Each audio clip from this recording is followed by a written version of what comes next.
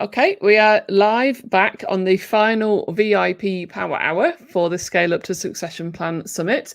And I've got the panel here with me. Joanne, I'm sure will be along shortly and I will add her in. We've got the majority of us here to start with. I've had loads of questions in during today. So I'm really excited to go through these. And we're going to have a general discussion, really. But what I'm going to start with is often with scaling a business, there is a common misconception between what is growth and what is scale. So growth is obviously growing a business, but it's at increasing revenue, but you need to add in costs in order to do that. Whereas scale is obviously growing revenue, increasing turnover, but without adding significant costs in there. Here we are, just had Joe in that. There we are. Without adding significant costs in there. And I think there's often some misconceptions, and the word scale is used quite often in the online coaching industry, as we're seeing at the moment. So there's a lot of people putting out these marketing pieces where I can scale you up to £1 million worth of turnover in 6 weeks. And it's like, well, do you think they're misusing the word scale and not really getting the preconception of it? So maybe we'll talk about that first. So, the difference in growth and scale, and do you feel the word scale is often misused? So I'll open that up to you, whoever wants to go first on your thoughts on that.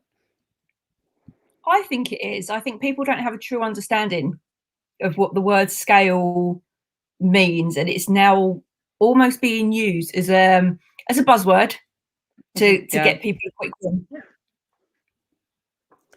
Yeah, I completely agree with that, Shelley. Yeah, I mean, those posts that you just mentioned, that's if it sounds too good to be true model, it is too good to be true model kind of thing. Yeah, absolutely. Yeah. I think the word scale as well fits in really well, just with a lot of the alliteration and the words that are thrown together when it comes to putting a name to something. And scale sounds so much better or sexier than grow. So yeah, I think it's overused, and I think it's very confusing. Absolutely. And one of the when I was looking at things about scaling up, when I first started the business, I think part of what you need to do is have this.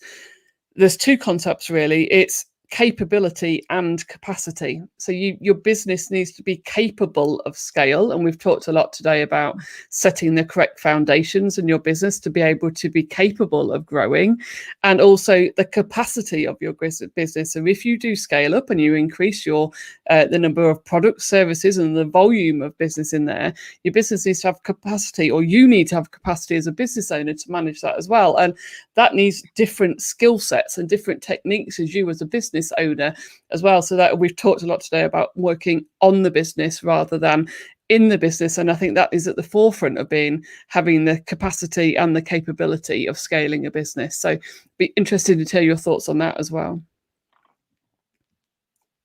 Yeah, I think you're completely right there. We've got to be really conscious, haven't we, of the fact. So if you're running a business and you're charging by the hour, for example, there's only so many hours in a day. There's only one of you. So there's a limit on your capacity as a business owner to be able to reach a higher level of income without massively increasing your prices. So when we talk about scaling really and scaling your business, it's about bringing other lines of income into your business, other channels to make money. And we've all talked about the passive income models, or the asset acquisition and or buying other businesses, bringing them in to make your actual enterprise bigger, because it's offering different levels of service, not just that hourly rate, which was actually something that happened to me when I was in my office. The only way I could actually increase our turnover was to employ more lawyers. It wasn't a fact of, there was only so much I could do in one day, and there's a cap on that limit. Yeah, absolutely. Any other thoughts on that? I know, Shelley, you talk about obviously planning your business out and your goals. Yeah. So there's probably a good question for you really as well about having that capacity. You were talking about freeing up hours in your day as well. So that would be a tool. And it's the same for me. Obviously with the cake business, there's only so many cakes that I can actually physically make. So if I want to, and you can go one of two ways. You can increase your prices, but I do think you know, and I know that people may disagree with me. I do think in some areas there are, you know, an upper earning limit. As you know, I think if you are going to charge like £3,000 for a wedding cake, you know, while I think location sometimes isn't a factor, if you want to start charging thousands of pounds for a cake, you need to be placed in a really, really affluent, you know, in the centre of London. So for me, if I want to then scale my business up, I'm going to have to look at employing more staff to then get them in to come and do the work and do the cake. So you know, you have to think realistically about, you know, what all the different options are, because as an individual, there's only so much that we can do, both working in the business, working on the business, and everything else that we have to do around it as well. Yeah, absolutely. And I think one of the risks of scaling, I suppose, is also getting like what is often referred to as shiny object syndrome. So, you know, we often in business, owners can go off chasing this new product or service to bolt on because they think it's the next glossy thing, but what they're actually doing is actually increasing costs on the bottom line. So yes, they haven't scaled their turnover, but actually profit wise, they've actually not made any more profit because they've just spent all this cash going after this shiny object rather than actually thinking out the strategy of what they're trying to implement. I mean, Tanya, Becky, you've probably seen that before as well. In some cases, they can even lose money as well, because sometimes that scaling becomes a status symbol, you know, and it's like, well, actually, we, you know, thousands and thousands of these products a year, but actually the cost of them getting somebody else in to do it is actually increasing the cost rather than, you know, giving them a fairer profit margin. Absolutely. Totally. Shelley, I was absolutely going to say that. I think that's comparing yourself to other personitis kind of, isn't it? And looking at how you can maybe appear successful without actually just having the profit, which is the most important factor in any business. Is profit, not the turnover. And that's I think sometimes the maybe the mindset of a business person hasn't been right there, because they've just been looking at appearing successful rather than what their own priorities and you know, what their business needs really, and sticking to what they know. I think that can make a difference. Theo Peters always sums it up perfectly for me when he says turnover is vanity, profit is sanity, but cash flow is king. Yeah. I was going to say that about the cash. Or cash flow is reality. There's loads of different sayings, but it all means ultimately the same thing, isn't it? That profit is the ultimate driver here. Profit first. And from a buyer perspective, they will be looking at profit. Turnover is great if they can cut the costs and obviously shrink those costs back to merge it into another company, or to run it more effectively. But if there is no profit from a buyer's perspective, it's just not even worth their time and effort, is it? Yeah, no, absolutely. You're right. Absolutely. I mean, we have obviously all come through into our businesses, or recently been through it in our businesses, adding on essentially online coaching to our business models. And a lot of people through the pandemic have done this. And I think it was The Guardian yesterday that put out this article about the online coaches being unscrupulous because they're taking advantage of the unemployed during the pandemic by these online coaches selling these programs to people to try and help them scale up or create a business. But it's not just online coaching that comes under scrutiny. It's, you know, the M&A world does that. It does that as well. I mean, when I was looking at starting my business, there were so many people out there who were male, who talk about what their USP is how to buy a business with no money, how to buy a business that's basically falling over. And it's, for me, that isn't why you should be buying a business. And I don't think you should be planning to buy a business if you've got no money and getting the seller to fund it. Yes, it is a strategy, but most of the male coaches in the industry that I've been trying to get into for helping people buy businesses, that's what I'm coming up against. So it's the same thing really. It's that ethical standpoint. You know, I would rather people buy businesses as a strategy that bolts on naturally to what they're trying to achieve in their business, not as a strategy of you can build this empire by buying a stream of businesses with no cash based on sellers funding those businesses. And it's just, it's not just online coaching. I think it's in a lot of industries about that as well. And I think one of the very first articles I wrote about mergers and acquisitions, when I was trying to get it more relatable to women, was, if you think about the movies, and I'm going quite drastic here, if you think about the movies, you've got Richard Gere in Pretty Woman, who does mergers and acquisitions.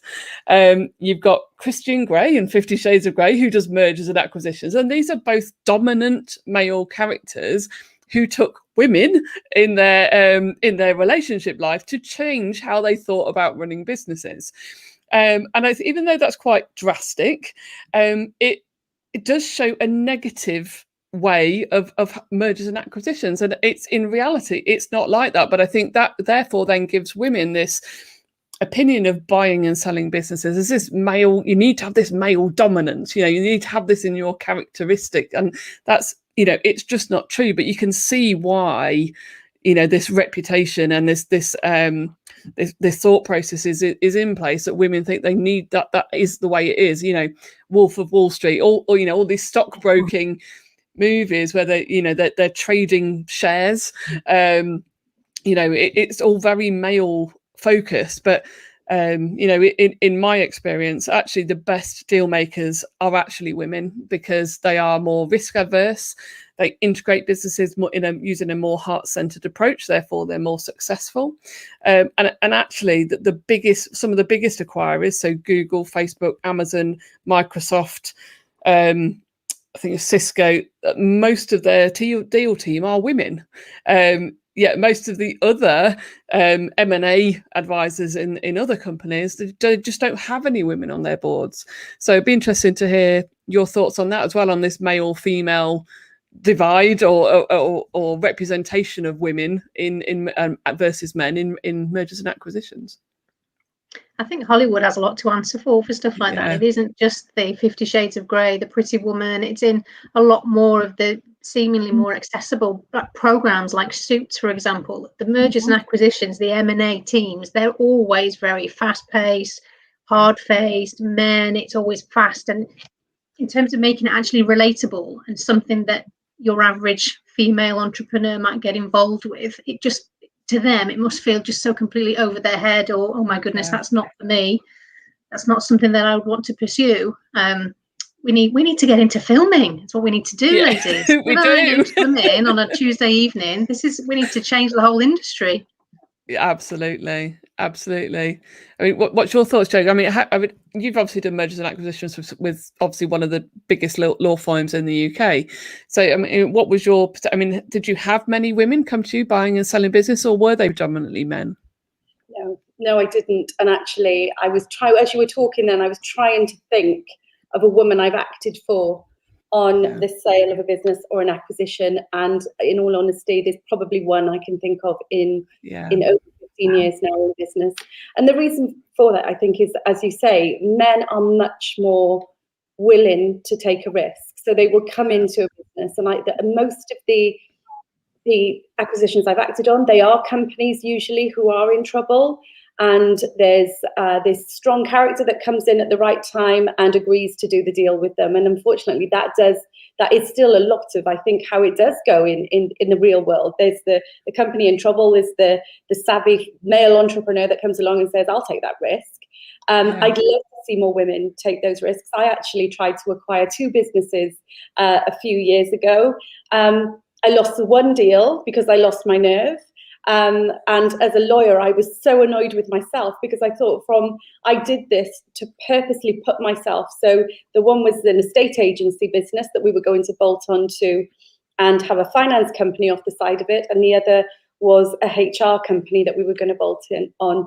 And it felt scary because I was on my own at the time trying to do these deals, but I was also trying to think about it as an entrepreneur and a lawyer. And I kick myself all the time because I didn't act quick enough. And actually another firm came in and just took the deal from under my nose when we were about to sign terms, which you can imagine as a lawyer was pretty devastating at the time. But it was definitely because I didn't act quick enough. And I think there's something that we need to be willing to use a cliche or a term that's overly used, really lean in to do these deals and not be fearful of it. Because and actually Lisa Johnson and Jay Gemma in an old mastermind I was in with them was talking about keep using the analogy and then. So what will happen? So if you do this, what will happen next? And then if it doesn't work out, and then, and if that doesn't work, and the reality is you will just end up back to where you were in the beginning. You're not going to really end up, I mean, don't get me wrong, there could be deals that go catastrophically wrong and financially it has an impact, but nothing's really going to fundamentally change you as an entrepreneur. And I really would love, I definitely will be putting myself in that field again and trying to acquire a business just for this reason. I think we should.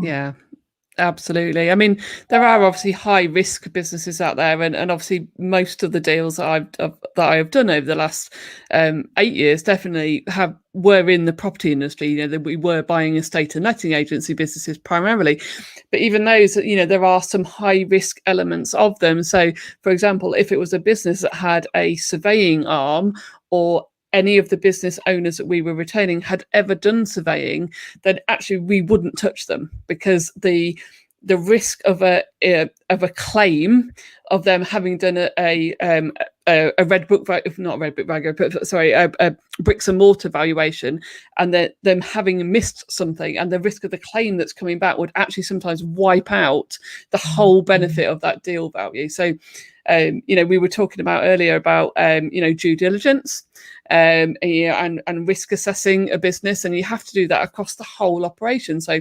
financially, legally, operationally. And we were talking about, you know, and also, you know, IT systems, HR, you know, all the different elements of your business. And we talked earlier today about, you know, essentially someone's coming in to crawl over every inch of your business and every business decision you've ever made. And I think for women, that could probably be quite fearful, because if you think about limiting beliefs, what they often have is this fear of failure or fear of being called out that they've done something wrong. So it might be a protective thing that they're thinking, well, I can't go through that because, you know, emotionally, I couldn't stand up for it or go through that. So the easiest thing to do is just liquidate it and wind up. You know, when obviously we want to change that, 100% want to change that. You know, we want to make, you know, scaling up a business through buying other businesses, automating processes, managing your time effectively, you know, reducing these money mindset blocks for women, you know, making things easier for women to think about their business, trying to help them overcome these blocks that they're essentially putting themselves in place. I mean, thoughts on that? There's definitely a male-female difference. I remember years ago reading a stat that men would look at a job being advertised, and they would go for it if they scanned through and thought, oh, 80% of what's on there I can do. Sorry, men would say, oh, is it 50 or 60% of what's on there I can do? Women would only go for it if there was at least 80% that they thought they could do. So you've got to, you know, that's absolutely right. It's the confidence aspect. So I'm generalizing here, but the confidence difference between men and women will want to feel that they can do a really good job. You know, they'll really be able to run that business and do it well. They'll want to feel very confident about it.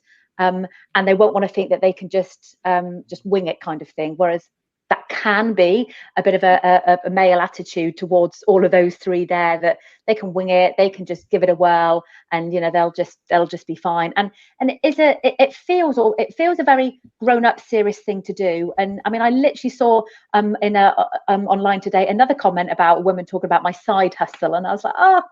So it's the difference between women seeing that it's an actual business. Yeah. You know, it's an actual business making money, doing well, as opposed to just that part-time side hustle. Yeah, absolutely. It's that thought process that they actually run an asset, that their business is an asset, as we've talked about a lot today. And I suppose, again, that's that scale up part is also them realizing they're not just bringing in income. You know, it's when they want to get into that scale mindset, it's actually, well, let me take myself out of operating in the business and look at this business as an overall operation, and what can I actually do in this business to scale it. And actually, a friend of mine said to me, and it linked in with an article I read actually, that a lot of women don't sell their businesses or buy other businesses because, well, buy other businesses, I should say, because they set up businesses that are linked to their personal identity. So if they bought somebody else's business, essentially they're buying somebody else's personal identity. But I think we can get past that, because you would have strategies in place that you want your business to have that mission and your values of your business. So as long as you're finding the right opportunity to buy, I don't think that identity part should come into play really, because if you've got the right targeting strategy, then you are finding a business that has the same core values as you to help, which complement what you're doing as a business. And I think a friend of mine who is like a consultant and coach said, well, I could never buy my business, sell my business, because people buy into me personally as a coach. But again, so, I talked about earlier, you can sell a business of any size in any industry at any time. Any business can be sold. But again, it's that mindset. So you would have to take that coaching business into a series of coaches to scale it up, and then you could sell it to take away that personal point. So again, any thoughts on that? That's kind of, I've been in that situation, like I said earlier, being that sole cake maker. And my concern is, well, actually, if I do choose to go forward and sell that business, are my clients going to be happy with the new owners making their cakes? Because, people do buy from people. And so, they booked me. So I know that, I would have to scale it up, and I would have to look at getting a team and bringing a team in and taking me out of that equation before I could hand it on. But again, like we said about the female thing, it's a big mindset thing, for some. It started off as my side hustle and my little baby, and it was just something that made pocket money, which I think is how side hustles, genuinely start, which I think is why women have that struggle to see them as a genuine asset. Because for me, I don't think sometimes women see their earnings as earnings. I think they see their earning as extra money or a bit of pocket money or something that pays for the family holiday, and it's a bit of a bonus. They don't tend to see it as a genuine wage. So when it comes to scaling up, they never saw their business seriously in the first place. So, to talk about scaling up is a massive mindset jump, massive. Yeah. And that's totally. I think sometimes as well, it depends on the relationship at home. I know when I certainly first set up my business, deciding I was going to go self-employed, not long after that, I had my second daughter. And within about 4 weeks, I was taking her to clients with me. And I've even got a client that took a photograph of me feeding her. I've got the baby on a boob and I've got the phone under my ear and I'm tapping on the computer at the same time. And I broached the subject of, I really think we need to put Amy in the nursery because this isn't going to last very long. It's not really very professional. And he just couldn't wrap his head around, well, what do you mean? You can do your job with the baby at home. It's kind of you can juggle it all, or that he just take it as seriously. It wasn't that whole proper business that I was working on. It was just a bit of something that I was doing on the side. And we had to have words. Polite, maybe not so polite words on occasion, just to get that point across. So I think that's a really valid point actually, as well. Because in the Alison Rose review that obviously I bang on about a lot, but that's because it's like 150 pages of really good content of exactly why female entrepreneurs don't scale up. And one of those reasons is exactly that. It's because a lot of the time women are the primary caregiver. And most of the reason, there was 300,000 businesses that closed last year, and I think it was about 70% of those was because women had to close their businesses, because when homeschooling needed to happen during the pandemic, the women were automatically the ones that had to close their businesses down. So, it was the women that automatically went, oh, okay, right, it's obviously got to be me because I'm a woman. And, it shouldn't be that way. And we're a long way away, unfortunately, still of, the male in a relationship having as equal, level of responsibility for caring for the children, or not just children, but I mean, it could be, like an elderly relative, but it's nearly always the woman that takes that caregiver role. And I think that others have as well, from an outside influence, extended family. So I run my business and my husband works with me, whereas his brother runs his business and his wife works with him. So when it comes down to, between him and his brother being asked to do something, we'll get asked to do it because I'm a female running a business from home. It's not a proper job.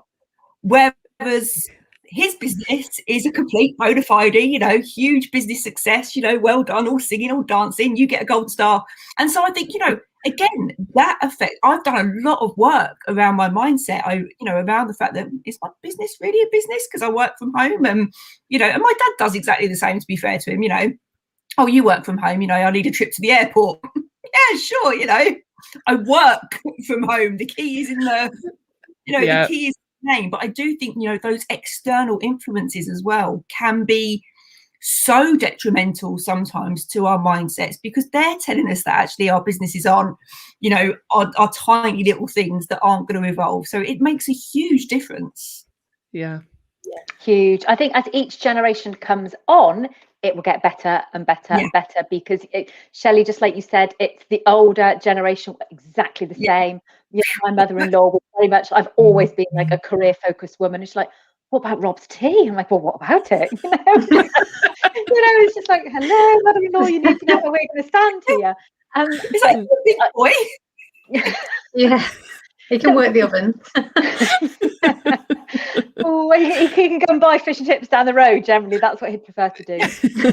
But Emma, you've got it right with the business, and Tanya with the relationship at home. If generally in a partnership, there's been one partner who's been the main earner, and then the other one who's been secondary, and then the secondary becomes moving on to primary. It's that mindset for both parties, and it's awful to use the word power, but it can be that change of power, and that can make a big difference with regards to how women then, even if you don't want to affect your relationship at home, you almost think, well, I won't bother scaling up, possibly, Emma. So it's such a shame, but it's a huge thing that it would be great. I mean, there are women with amazing, I'm thinking of the politicians. There's Margaret Thatcher or Angela Merkel, there's Jacinda from New Zealand. So there are some, but they're politicians, they're not running businesses, they're running countries. But there are some great examples, but they are the minority rather than the majority. Yeah, like you say, it's few and far between where you see really, really strong. I'm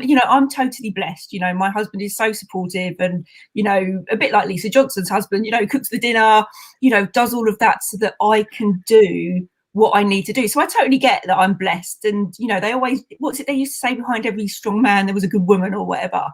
But I just think behind, there's always a good partnership. I don't think it has to be somebody standing behind the other person.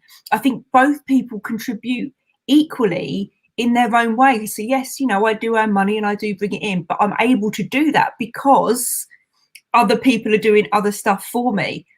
And I, hopefully, like you say, as we move forward, we are years away from it yet, but as we start to move forward, people will see that as more of the norm, rather than, oh yeah, that's just weird that she earns more money than you. Being a female breadwinner is still, almost a taboo subject. If I talk about, my successes, I've been told off for bragging. It's crazy. It never happened to a man, would it? Never. No. Just, I did this at the weekend, and oh my God, this is what it made me. It's absolutely brilliant. But no, you're bragging. Whereas, like you say, if a man did it, it would be celebrated. Yeah. That's a money conversation, isn't it? That's again the fact that men are happy to talk about money, what they earn, how much their car cost, how much their house cost, proud of the fact that they might have like a really large mortgage. Men will talk about money and be very comfortable and happy, and it builds their ego. Women do have a huge fear generally and blocks of talking about women because it is seen, just like you have been told or thought, Shelley, bragging, showing off. It's inspirational and aspirational to see women who do really well, and we should talk about money more, definitely. And there would be more women business owners wanting to think, oh great, well I'm doing X, well I could do X and more. Yeah, absolutely. I think that the second barrier to scaling up that was in the review was access to funding as well. And I think I covered this with Tanya, I think, earlier as well, in that that there is now a money fund that the government have put in place following the Rhodes Review. That is actually, there were 100 different investors in the UK, and banks and institutions have come together to agree that they will actually fund more female-owned businesses to help them to actually scale up. And it was the lack of funding and access to funding to women that was quite a big barrier. But we've talked a lot about financials earlier, and if you're going to seek investment to scale up your business, you need to have a model or a forecast or some financials to present to that investor to show how they're going to get that return on their investment. So the financials, and we talked about earlier, Tanya, when you buy and sell a business, one of the first things I tell people to do is see their accountant, because their accountant is going to, if you're buying a business, the accountant is going to scrutinize the accounts that have come in from the potential target to come up with an enterprise value and see where you can create synergies with your business to see how successful and profitable it's going to be. And if you're selling your business, again, an accountant would be looking at that for, looking at what tax efficiencies could be in place, the best way to structure sale. And same with you, Joe, from the legal aspect, people should be coming to you and saying, what's actually the best, but with my company structure, what's actually the best way for me to sell what I actually want to sell. So, we were talking about forecasting and this access to funding, but, it's not just buying and selling a business. It's to get access to funding, you need to have a clear set of financials that prove this forecast model, how you're going to achieve your goals, how they're going to get this return. A lot of private equity funders will generally fund for 3 years. So you have to have this 3-year plan of how they're going to get this money back in 3 years' time. Yes, we're making a step forward with these funders. And I talked about, I think I've got my notes here from yesterday from the research I was doing. It's McKinsey, which is a massive consultancy firm, has now said that companies that have a gender diverse board were 21% more likely to outperform on profitability and 27% more likely to have superior value creation, where women were on at least 30% of women were on the boards compared to all male boards. And I've got lots and lots of stats where actually acquirers which have at least 30% of female board members are actually more successful in their M&A deals, because they've got that. We talked a minute ago about that that different viewpoint, that risk averse. So they're bringing something to the table. It's not just, most of the M&A deals that I've done have been highly led by the financials, and they tend to forget about the operational aspect. They don't bring in their deal team enough operational aspects, the sales and marketing team, the operational team, the IT team, to actually go, well, actually, if we looked at this potential target as well, this is actually what we would do. And that would actually help you drive sales here. Where it tends to be, especially in big corporates, it tends to be the financial director and the CEO that are driving the decision on these deals, and they're forgetting the operational point of view, which leads me to one of my questions that came in today is, who should you have in your deal team? And obviously we've got, a group of deal team members here on the screen. So, in my point of view, you would have your legal advisor, you would have your finance team or financial accountant, you would have a team of SMEs, so your subject matter experts that would go in and do the due diligence. So, you know, be that whichever aspect of that is, that would either go into the business if you're buying it to scrutinize every bit. And we talked about due diligence questionnaires earlier. So the due diligence questionnaire would get sent to the seller, and the SME normally would pull together the responses, because especially if the owner has been working on the business rather than in the business, even though we've just said it's a great thing to do to actually work on the business rather than in the business. But actually, when you come to sell it and you've been working on that, you might not be able to answer all the questions on your business now, because you've had other people in the business running it for you. You might not be able to answer, you know, how do you actually bring on clients anymore? And, you know, what's your current fee structure? You should know, but in reality, you probably have stepped away from it quite some time ago when you want to sell. So you definitely need a team of subject matter experts in your deal team as well. But any other thoughts on that, and what is the most important aspects that you feel of having that in that deal team?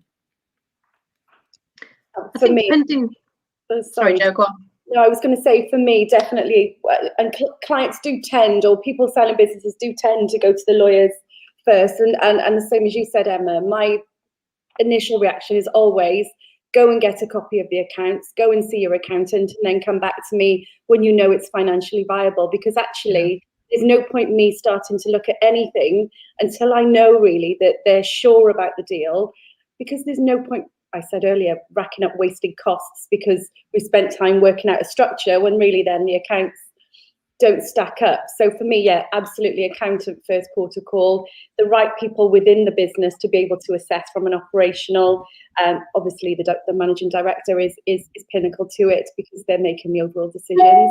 But also somebody that can feed back to the shareholders as well. If there is, and that's what I was saying about the heads of terms, that once you've got those key terms set up, you need somebody that can go back and communicate it to all of the people with an interest in the company, to make sure you're not going to get that ripple effect if people aren't happy down the line. But also from a cultural perspective as well, I find that people who have people looking at it to be able to bring people in and bring those cultures together. So like Shelley, the tools that Shelley brought to the table are so fundamental. The amount of clients have had come back and say, this is just falling apart, because actually the new employees don't want to work with the old employees, and it's just nothing's worked out properly because that operational and cultural synergy just hadn't been considered.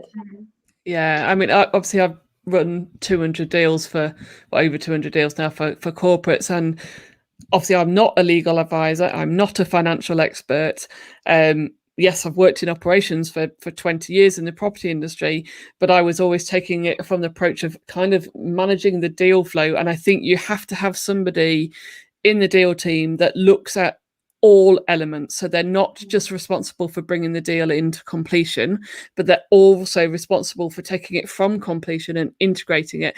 And you're exactly right. And the reason that you have to have them in that pre-completion phase is because when they're looking at the risk register and reviewing the due diligence, they're already thinking about, actually, right, okay, let's get this post 100-day plan together to integrate this business successfully, so that they are combining cultures. And I put quite a controversial video out on LinkedIn last week about the property industry, and that they only have this one-trick pony approach to buying businesses, which is basically just to buy market share, and they're forgetting all the other elements of actually why you buy a business, and they lose a lot of the benefit of what they're buying because they haven't planned an integration properly.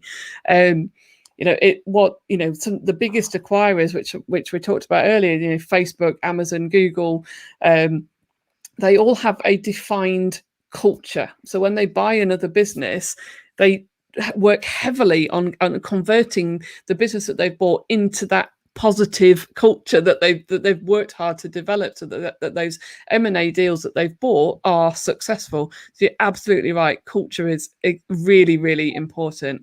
Absolutely important. And it's actually probably one of the reasons that deals fail post completion. When you look at how its performance after the deal has completed, it will be culture that's been the downfall of a lot of those, because they've just not managed that merger into the two cultures together. I was going to say exactly the same on the culture side of things. And I think controversially, it could well be that where you've got the more successful deals, you tend to have the larger proportion of females on the board. They're perhaps a little bit more understanding of the importance of the culture. And typically HR departments usually have got more of a female presence rather than a male presence, because they're dealing with people, with human nature, with things that come up. These things happen.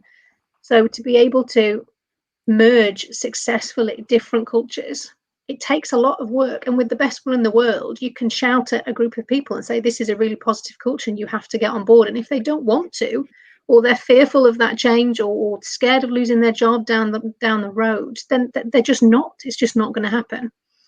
Yeah, absolutely. And I think confidentiality essentially, it's obviously necessary when you're selling your business and buying a business, because leaking deals before they've completed is one of the biggest risks, because you don't want, a deal to leak out to your competitors, and then that deal to fall through. Actually, in some ways, it can be a hindrance, because then you've suddenly completed the deal.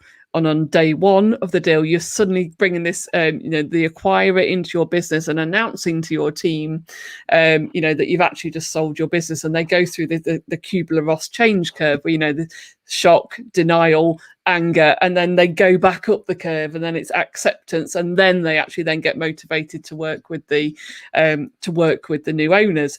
So it's managing change. It's having a change management approach that's essential. And I could probably bet you that most acquirers out there don't think about, yes, they think about HR, if you just talked about, they think about integration, but I've always said, actually, you need somebody qualified in change management as well, because it's managing that reaction to change that makes the deals really successful.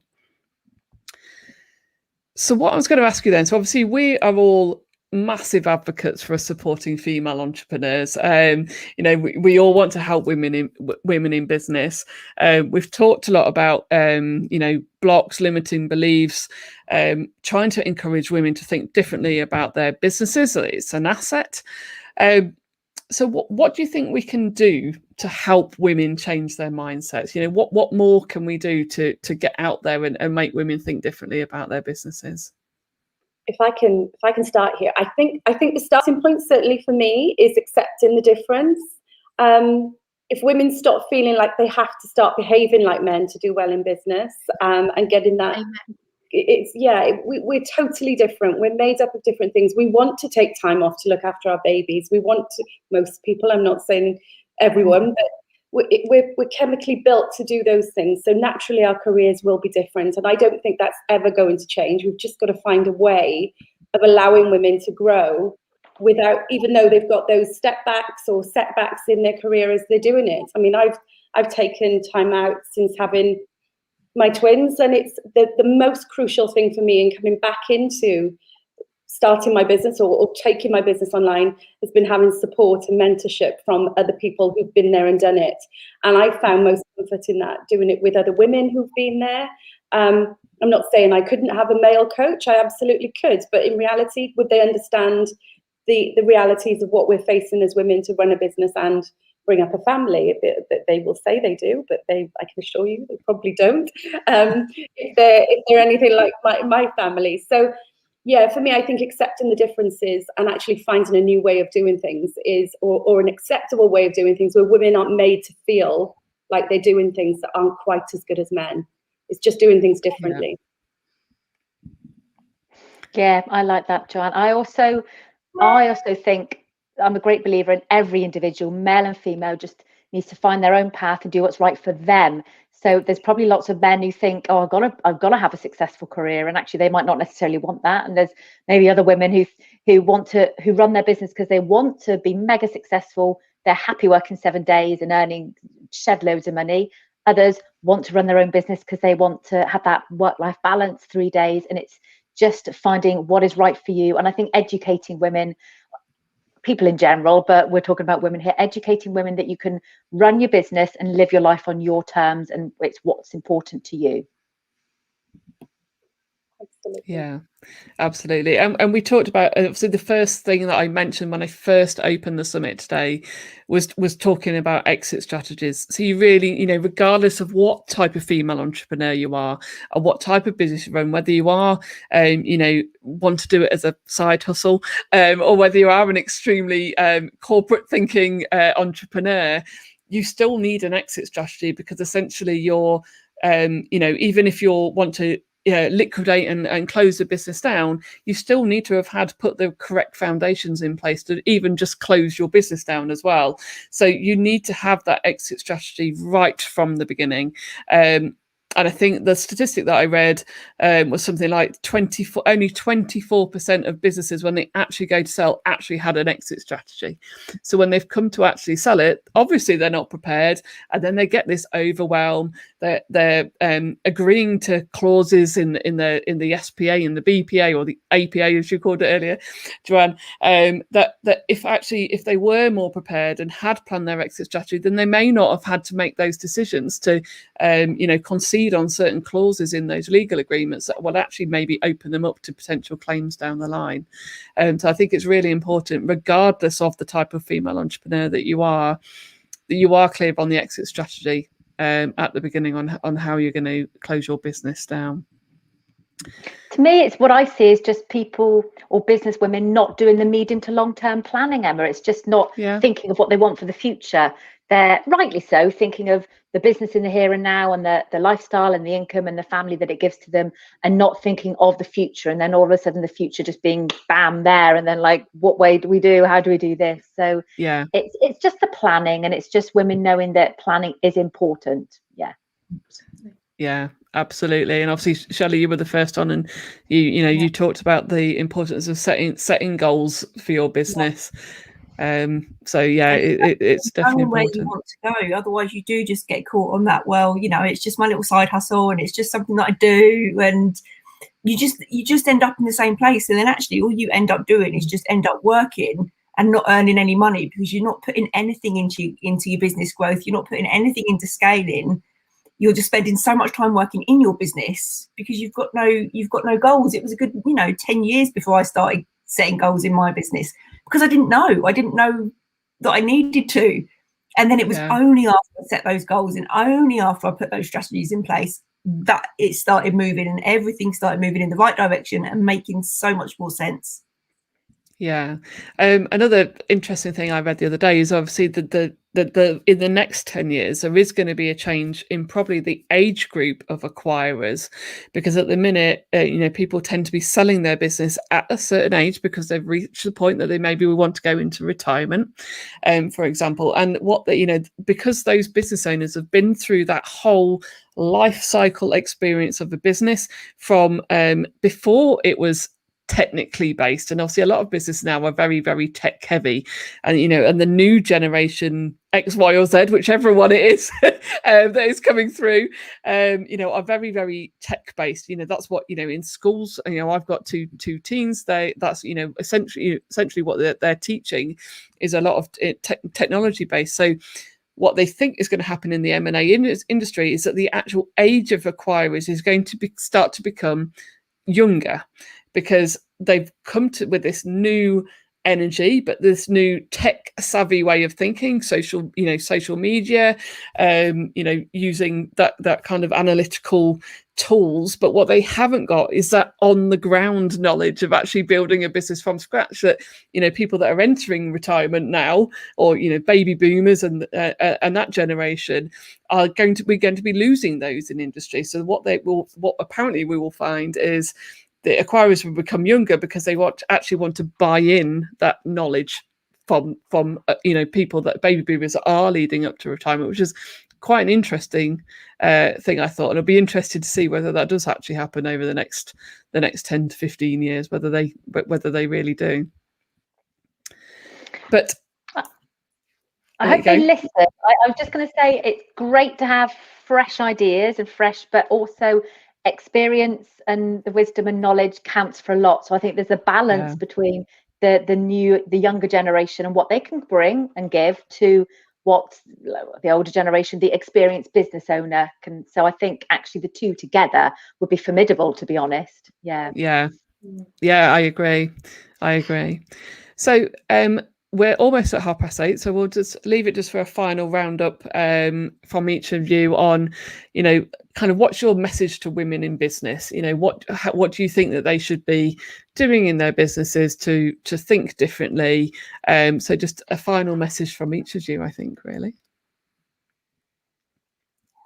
Shall I? Okay, so for me, definitely it's, and I think we're probably all going to say the same thing here, that it is planning. It is having that 3-year goal. So if you make a decision that you're going to sell, I mean, I can say in my business, I already know my plan is to sell at some point in the future. That's it. However we get there, I'm still to work that out, but you've got to have that idea in mind and don't be fearful. I'm speaking to so many clients lately who are fearing even putting a client contract in place because they feel that they may scare their clients off, or it becomes too serious or too professional. And it's the exact opposite. When you start to nail down the real detail in your business and you feel more like the CEO, you believe in your business, it becomes an entity of its own rather than something that you're playing at, which is what you've all been saying about a side hustle. And actually seeing things in black and white and having people sign your contracts can really make the difference. So planning, make sure you've got a plan, make sure you've got your contracts nailed down. Both of the deals I did where I pulled out of, the reason was because the contracts weren't that great, if I'm honest. And as a lawyer, I'm thinking in my head, I know this should be better, but not everyone has that knowledge. So go through that. Don't just lean into that risk. What's the worst that can happen? Calculated risks, obviously, always. Thank you, Becky. Sorry. Go ahead, Shelley. From a personal viewpoint, make sure that as part of your strategy, you have self-care as part of your strategy. Because as women, I think we are a lot more likely to burn out because we're under so much pressure to do so much. And as they say on the aeroplanes, put your own oxygen mask on before you help anybody else. And I now have self-care unapologetically throughout my week, because if I don't, it's just going to lead to me to crash. It won't be any good. I won't be any good for me. I won't be any good for my business. I won't be any good for the family. So always make sure that, self-care is a vital part, because we do so much that we need to make sure we're looking after ourselves so we can bring the best of us to our businesses. Absolutely. Who wants to go next? Yeah. Totally agree with every word, Joe and Shelley. So I would add then goals. No, you from a financial planning perspective, short, medium, long-term goals, and the mindset. Don't be stuck by limiting beliefs. You can live the life of your dreams, just believe it, but also remember that the positive money mindset makes a big difference in business and personal life. And think about beliefs that don't serve you well and just get rid of them. Absolutely. And then I think for me, following on from everybody, is the planning, having the goals, making sure that you're looking after yourself, but also to make sure that you've got those financial foundations in place and not burying your head in the sand because you feel you're not good at numbers or because you feel that you're no good with money. So making sure that we've got our eyes open, making sure that we understand what our liabilities are, when things need to be filed, managing our cash flow are all really, really simple financial foundations, which are absolutely critical. And the business can't move forward without those. But by keeping our eye on that from the very beginning, it means that it's all manageable. It means that we can then put those plans in place and we can actually visualize those goals longer term. Absolutely. And I think I would probably just round up today in just saying that just seek advice. There's plenty of experts out there that are willing to offer the benefit of their experience out there. You're not alone in business, and I think being a female entrepreneur can obviously sometimes feel quite a lonely space because you are going it alone and you're second guessing some of the decisions that you're making. And I think there are mentors and networks out there that will help support you through those decisions. Buying and selling a business is something that you'll probably only ever do in your business once, maybe twice, in your lifetime. So you are not expected to know what to do. So seek advice, talk to people that have done it before, because you need to be aware of it. And not we've talked a lot about a lot of information, and we've probably made it sound quite scary, but actually, if we've talked about, if you are prepared, you prepare early enough, you get the right advice, it's actually a fairly simple process to go through. And there's people in your deal team that will help protect you on both sides, so that it's not a risky situation to go through. And it is a very, very good scale up strategy, is obviously buying businesses. And I talked about the 3 reasons why. So I just want to round up by saying thank you so much to the amazing experts that we've had in today for all your time that you've taken out. I'm going to be dropping all the links into the Facebook group on obviously how they can contact you if they want to talk to you further, because I know you're obviously talking about obviously got some advice and things that you can pass out to the the people people out there that have been watching today. But yes, thank you so much for your help. It's been absolutely amazing. I feel overwhelmed that you've taken time out of your days to help me today, so thank you so much. Thank you for having us. Thank you for having us, indeed. Yeah.